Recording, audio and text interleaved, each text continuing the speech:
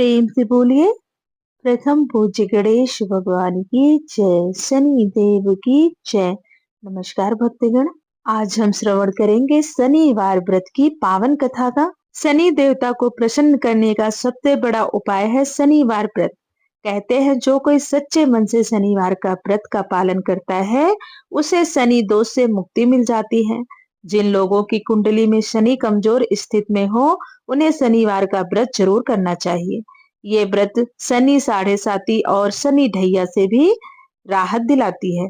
तो आइए मन में शनि देव जी का स्मरण करते हुए कथा का श्रवण करते हैं। एक बार प्रेम से बोलिए शनि देव की जय। एक समय स्वर्गलोक में सबसे बड़ा कौन है, इस बात के प्रश्न पर 9 ग्रहों में वाद विवाद हो गया। विवाद इतना बढ़ गया कि भयंकर युद्ध की स्थिति बन गई। निर्णय के लिए सभी देवता देवराज इंद्र के पास पहुंचे और बोले, हे देवराज, आपको निर्णय करना होगा कि हम में से सबसे बड़ा कौन है। देवताओं का प्रश्न सुनकर देवराज इंद्र उलझन में पड़ गए। इंद्र बोले, मैं इस प्रश्न का उत्तर देने में असमर्थ हूँ। हम सभी पृथ्वी लोक में उज्जैनी नगरी में राजा विक्रमादित्य के पास चलते हैं। देवराज इंद्र सहित सभी ग्रह उज्जैनी नगरी पहुंचे। महल में पहुंचकर सब देवताओं ने उनसे अपना प्रश्न पूछा तो राजा विक्रमादित्य भी कुछ देर के लिए परेशान हो उठे, क्योंकि सभी देवता अपनी अपनी शक्तियों के कारण महान थे। किसी को भी छोटा या बड़ा कह देने से उनके क्रोध के प्रकोप से भयंकर हानि पहुंच सकती थी। अचानक राजा विक्रमादित्य को एक उपाय सूझा और उन्होंने विभिन्न धातुओं जैसे स्वर्ण, रजत, कांसा, ताम्र, सीसा, रागा, जस्ता, अभ्रक व लोहे के 9 आसन बनवाए। धातुओं के गुणों के अनुसार सभी आसनों को एक दूसरे के पीछे रखवाकर उन्होंने देवताओं को अपने अपने सिंहासन पर बैठने को कहा।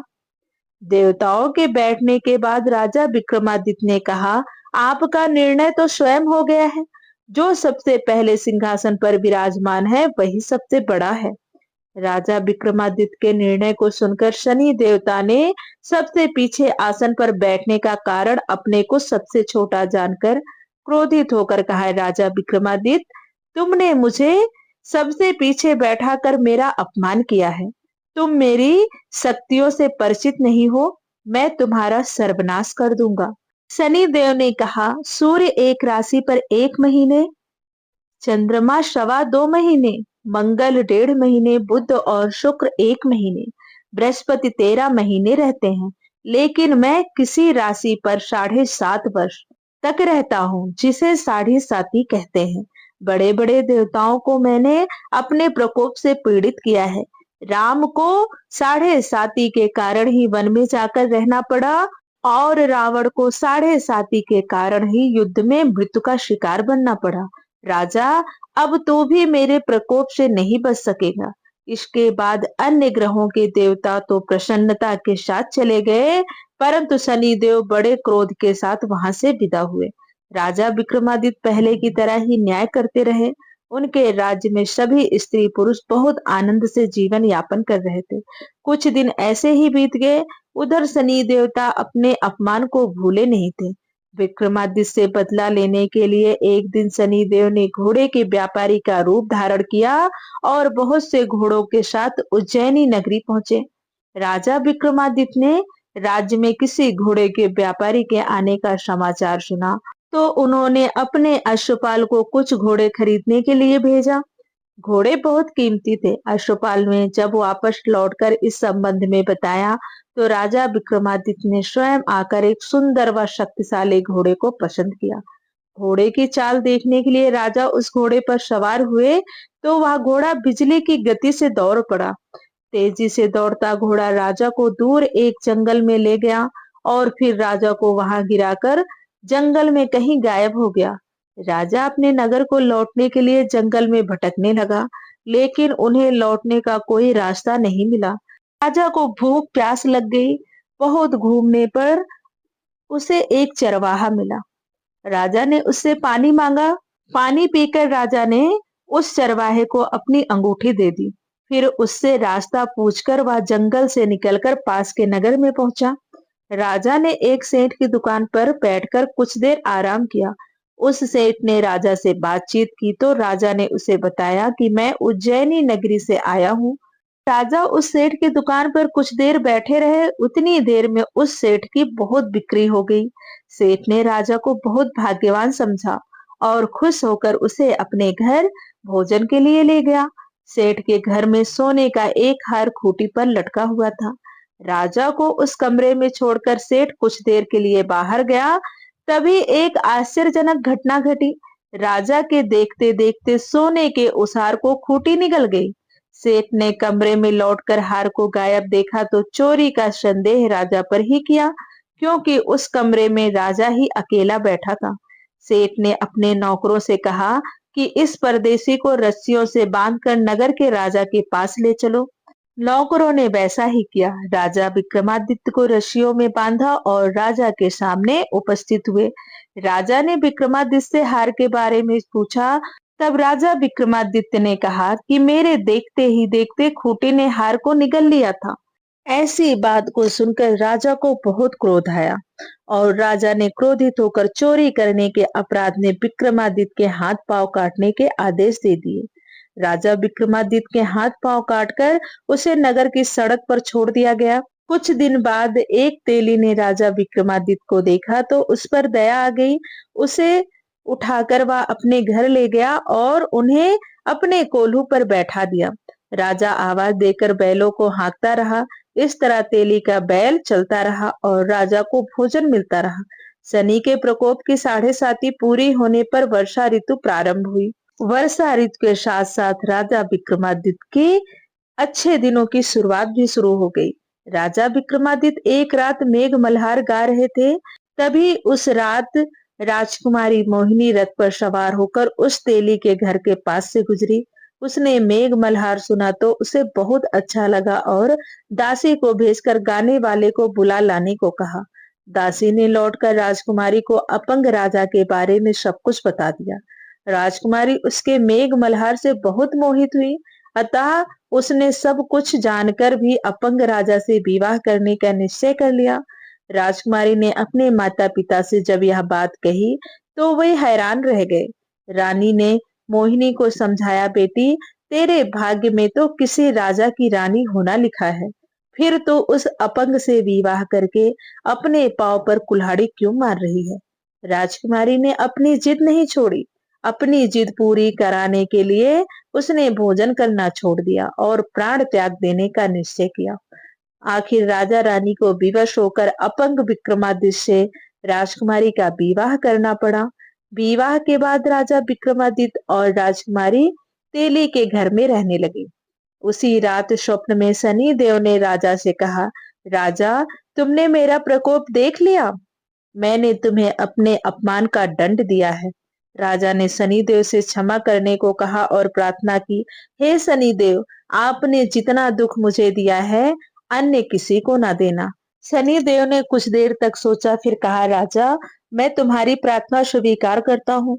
जो कोई स्त्री पुरुष मेरी पूजा करेगा, शनिवार को व्रत करके मेरी व्रत कथा सुनेगा, उस पर मेरी अनुकंपा बनी रहेगी।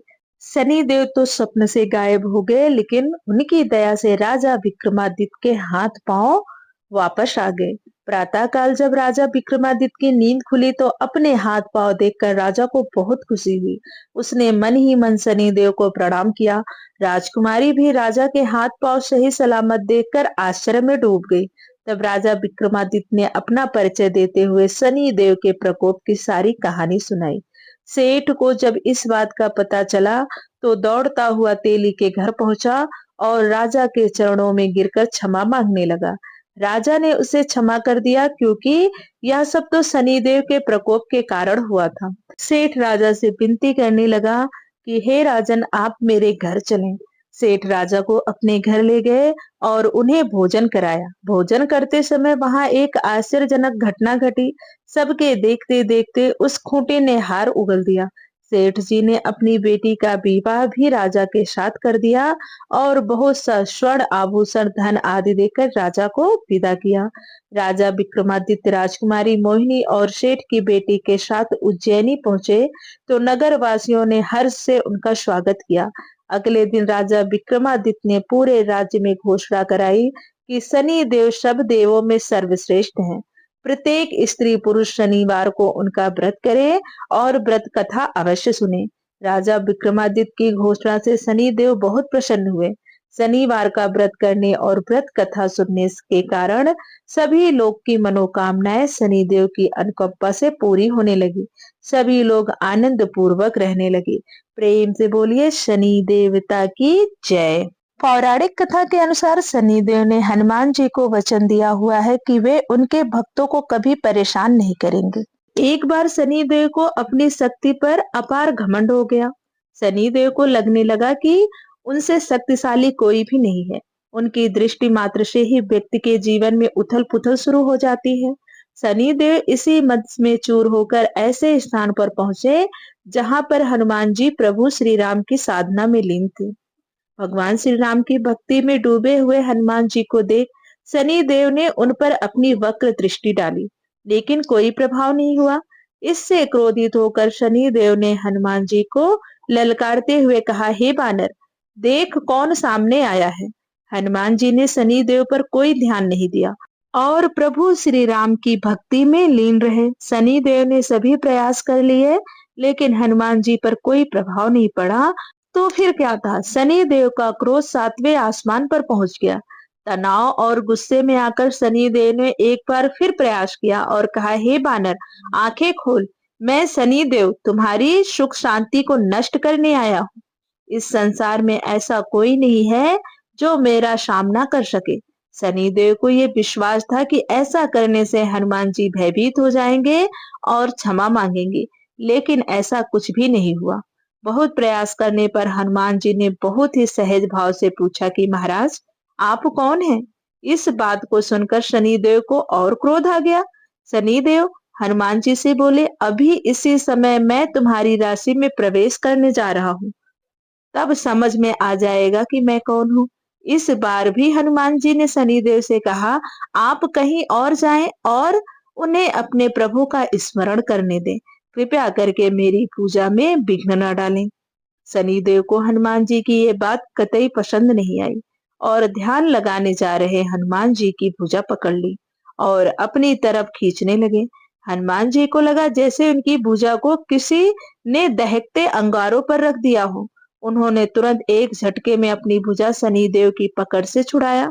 इसके बाद शनि ने विकराल रूप धारण कर उनकी दूसरी बाह को पकड़ने की कोशिश की तो हनुमान जी को हल्का सा क्रोध आ गया और उन्होंने अपनी पूंछ में शनिदेव को लपेट लिया। शनिदेव का अहंकार और क्रोध तब भी कम नहीं हुआ। शनिदेव ने हनुमान जी से बोला, तुम तो क्या, तुम्हारे प्रिय श्री राम भी मेरा कुछ नहीं बिगाड़ सकते। इस पर हनुमान जी को अत्यंत क्रोध आया और पूंछ में लपेटकर शनि देव को पहाड़ों और वृक्षों पर खूब उठा उठाकर पटका और रगड़ा। ऐसा करते ही शनि देव की तो हालत ही खराब हो गई। शनि देव ने मदद मांगी और रक्षा करने के लिए कहा, लेकिन कोई भी देवता उनकी मदद करने के लिए आगे नहीं आया। अंत में शनि देव को अपनी गलती का एहसास हुआ और बोले, दया करें वनराज, मुझे अपनी उद्दंडता का फल मिल गया है, मुझे क्षमा करें। अब मैं ऐसी गलती दोबारा नहीं करूंगा। मैं कभी आपके पास भी नहीं आऊंगा और भविष्य में मैं आपकी छाया से भी दूर रहूंगा। तब हनुमान जी बोले, मेरी छाया ही नहीं, मेरे भक्तों की छाया से भी दूर रहने का वचन देना होगा। शनिदेव ने हनुमान जी को ऐसा ही वचन दिया, इसलिए शनिदेव हनुमान भक्तों को कभी परेशान नहीं करते। प्रेम से बोलिए वीर बजरंगबली हनुमान की जय। शनि देव महाराज की जय। एक समय स्वर्ग पर असुरों ने कब्जा कर लिया था। कैटभ नाम का राक्षस पीपल वृक्ष का रूप धारण करके यज्ञ को नष्ट कर देता था। जब भी कोई ब्राह्मण समिधा के लिए पीपल के पेड़ की टहनियां तोड़ने पेड़ के पास जाता तो यह राक्षस उसे खा जाता। ऋषियों को समझ नहीं आ रहा था कि आखिर ब्राह्मण कुमार कहाँ गायब हो जाते हैं। ब्राह्मण कुमारों के वापस न लौटने पर ऋषियों ने शनि देव से सहायता मांगी। इस पर शनि देव ब्राह्मण बनकर पीपल के पेड़ के पास गए। कैटभ ने शनि महाराज को पकड़ने की कोशिश की तो शनि देव और कैटभ में युद्ध हुआ। शनि देव ने कैटभ का वध कर दिया तब शनि महाराज ने ऋषियों को कहा कि आप सभी भय मुक्त होकर शनिवार के दिन पीपल के पेड़ की पूजा करें। इससे शनि की पीड़ा से मुक्ति मिलेगी। प्रेम से बोलिए शनि देव की जय।